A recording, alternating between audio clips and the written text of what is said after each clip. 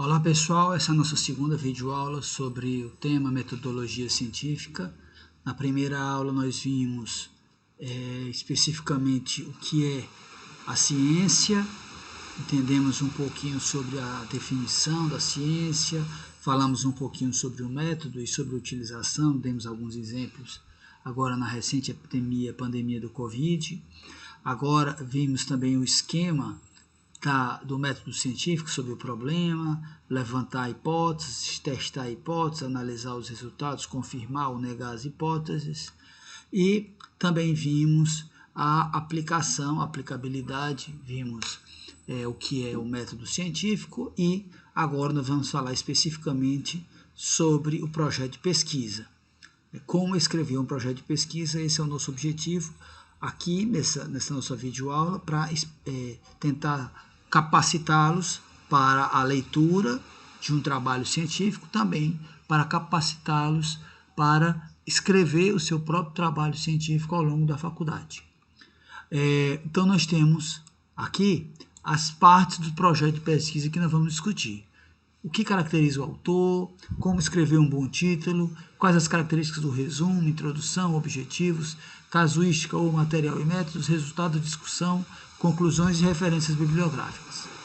Tá? Então, autor, ou autores, a gente deve definir no início, mesmo que de forma provisória. Às vezes, ao longo do tempo, ao longo dos anos, do trabalho, ao longo dos meses ou mesmo dos anos em que o projeto é realizado, pode alguém sair do trabalho e deixar de ser autor.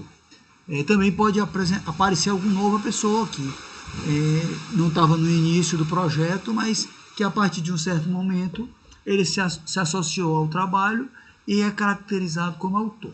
A melhor definição que eu tenho para dar para os senhores sobre o que é o autor é essa. Autor é todo aquele que, tendo contribuído para a elaboração do projeto, é capaz de publicamente defendê-lo como um todo, ou pelo menos a sua parte mais importante. Ou seja, a pessoa que só faz análise estatística não é autor. Ele não sabe ir em um congresso, por exemplo, um congresso médico, e defender o projeto que foi realizado, dizer qual o problema, qual a hipótese, por que foi desenhado dessa forma, quais os resultados, o que esses resultados significam. Ou seja, a pessoa que é autor, ele tem que ser capaz de fazer tudo isso, de entender o projeto como um todo, desde o problema inicial, passando por todo o desenvolvimento do projeto, até, no final, a conclusão sobre qual é das hipóteses testadas a verdadeira, se é a hipótese alternativa ou a hipótese nula. Deve ser sempre feito em ordem decrescente, ou seja, o autor que mais participou, que mais trabalhou, o primeiro, e aí você vai diminuindo em ordem decrescente de participação até o último. Via de regra, o orientador, aquele que teve a ideia, às vezes, que orientou o estudante, é o último, para dizer o quê? Que ele orientou, mas na realidade ele não fez o projeto, ele orientou, ele foi o mentor intelectual apenas.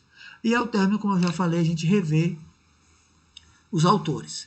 Com relação ao título, é muito importante a escolha, a definição, a elaboração, a construção mesmo de um título adequado. No início do projeto, quando você ainda vai mandar para os comitês de ética, mandar para a faculdade, ou mandar para a revista, para análise, antes de mandar para a revista, você tem um título provisório, que a gente chama de título de trabalho. Pode ser um título mais longo e ele mais serve como norte, você pode usar muitas palavras. Mas o título final do projeto de pesquisa, aquele que você vai mandar para a revista, aquele que vai ser publicado, ele deve ter entre 10 a 12 palavras. Os programas de texto, geralmente, eles contam os caracteres, então você pode pedir para o Word, por exemplo, que é da Microsoft Office, contar os caracteres, deve ter em torno de 100 caracteres. Esse título deve ter o tema pesquisado, deve ser algo que interesse o leitor. Tá? E deve ser assim, deve usar bem as palavras, porque o título é como o outdoor, tá? O título é como o outdoor do seu projeto, da sua pesquisa. A pessoa que vai ler, ele lê o título, se interessou e fez o download do artigo, ou o download do resumo, ou parou para ler, ou seja, você tem que pensar muito como escrever o título. E ele deve ter essas três coisas: o que foi feito, em quem foi feito e como foi feito. É muito raro a gente encontrar um título bom como este, mas é muito importante. Quando você for ler, procurar essas três respostas no título, e quando você escrever o seu artigo, também colocar essas três coisas. Então eu fiz, por exemplo, uma comparação de uma população com outra população sobre uma prevalência de uma determinada doença. Em quem eu fiz? Eu fiz em pessoas, em seres humanos, eu fiz em animais, eu fiz pesquisa levantando prontuário, eu fiz um estudo experimental em animais, eu fiz em voluntários sadios, eu fiz em pacientes de UTI, eu fiz em pacientes de enfermaria, eu fiz em pessoas sem doença, eu fiz, enfim, em quem você fez e como você fez. Você usou um estudo, foi um estudo observacional, foi um caso controle, foi uma coorte, foi um relato de casuística. Você não precisa usar essas palavras, relato de casuística, caso controle, coorte, mas você pode descrever em 12 palavras, lembrando, como você fez. Então não é fácil, você tem que entender, conhecer bem a língua, né, ser uma pessoa inteligente e usar a perspicácia para fazer um bom título. O resumo. O resumo é uma exigência de qualquer órgão que vai financiar a pesquisa. O resumo, ele também qualquer pessoa que vai autorizar que a pesquisa seja realizada, comitê de ética, ou a universidade que você está fazendo a pesquisa, ou o hospital em que você vai precisar levantar os dados, ou o posto de saúde, enfim. Ele ajuda na divulgação do projeto, o resumo ele é muito importante.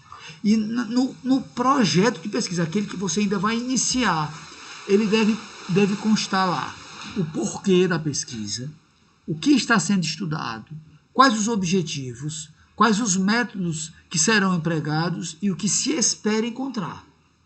Quando você, por exemplo, já publica um trabalho, aqui eu coloquei aqui um exemplo de um artigo científico, um dos primeiros artigos científicos que saiu sobre o Covid, que foi a proposta de uma nova pneumonia na China, ou seja, um modelo de uma pneumonia viral em pacientes de uma determinada região da China. Então foi esse aqui o sumário em dezembro de 2019,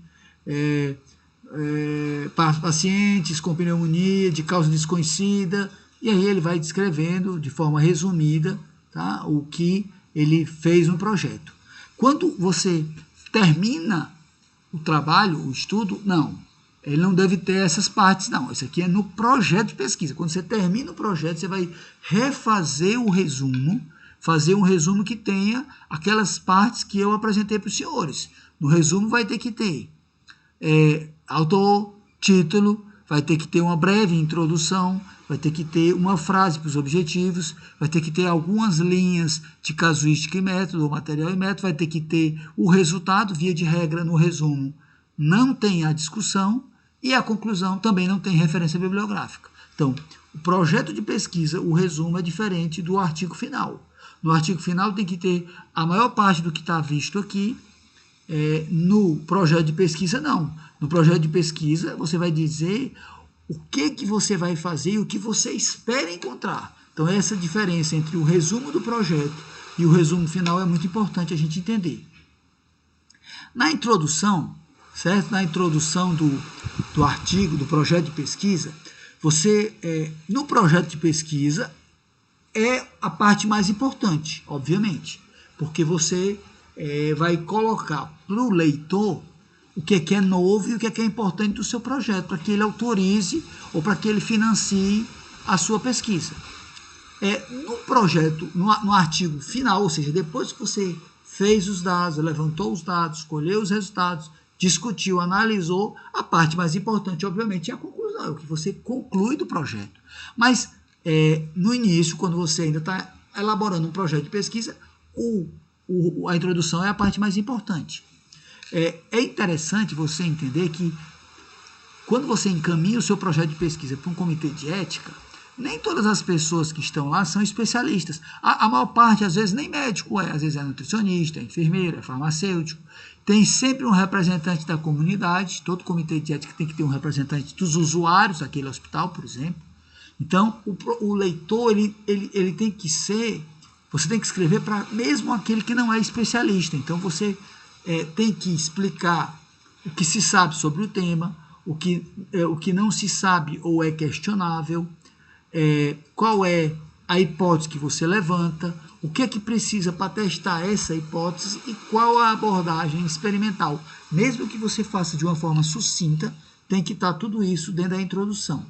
No projeto final, ou seja, quando você for escrever o artigo para mandar para a revista, geralmente a introdução são poucas linhas, às vezes no máximo um parágrafo, que você vai colocar de forma resumida, de forma clara, com poucas referências bibliográficas, o mais importante, o que motivou, o problema e a hipótese. Na realidade, na parte final de uma tese de doutorado, você vai colocar a parte de o problema, geralmente 2 ou 3 parágrafos, concluindo com os objetivos, tá certo? Levantando, mostrando o que é que você entende de hipótese para responder ao problema que você fez. Por exemplo, vou dar um exemplo aqui muito rápido da minha tese de doutorado. Eu estudei envelhecimento da voz. Então, eu fiz um primeiro parágrafo sobre o envelhecimento da população, o segundo parágrafo sobre o que a gente já conhece sobre o envelhecimento da voz e o terceiro parágrafo do que eu imagino que seja a causa principal do envelhecimento da voz, ou seja, uma tese de doutorado, em 3 parágrafos eu fiz a sua introdução apresentando o problema, o envelhecimento da voz, e a hipótese, o que eu imagino que seja o responsável por esse envelhecimento. Tem os objetivos, né, que é aquilo que você vai testar, ou seja, é o que deve ser feito para testar se a hipótese é verdadeira ou não. Então, eu tenho uma hipótese e quero testar essa hipótese. Então, no objetivo eu vou colocar. E aí deve ter sempre essa ação de descrever, identificar sempre o verbo no infinitivo. Avaliar, comparar, medir. Tá? Então, a gente viu aqui, até agora, os autores, o título, o resumo, introdução e objetivo. Tá? Eu vou encerrar essa videoaula por aqui e na terceira videoaula a gente comenta sobre casuística e método, resultado, discussão, conclusão e um pouco sobre referências bibliográficas. Um forte abraço a todos.